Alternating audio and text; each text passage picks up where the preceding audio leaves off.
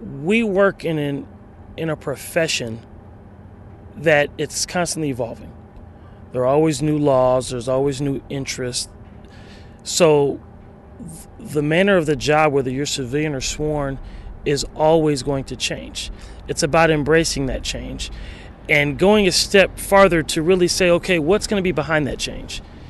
What kind of values are going to be infused in that change? How are you going to go about making that change? Who are you going to work with to make that change? Are their values aligned with yours?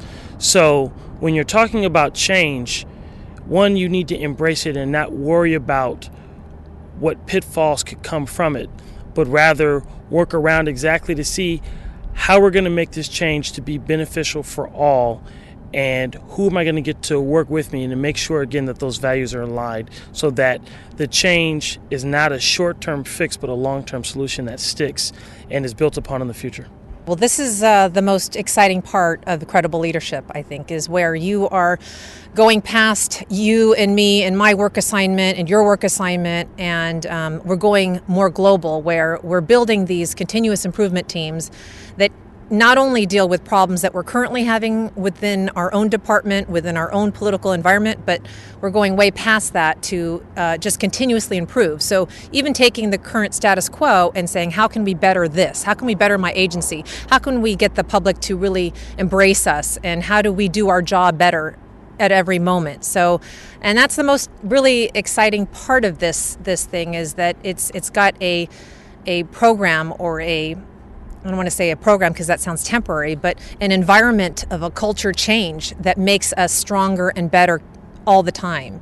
And to have that kind of power, and to be able to do that, and have management listening to a group of people that are willing to get their hands dirty and do big things, is intoxicating, and it can only get better. And when you empower people to do that, great things are to come. You know, what's interesting is that I started with the beginning skills, and I learned to focus on some of the skills that I needed to ground and be more focused on.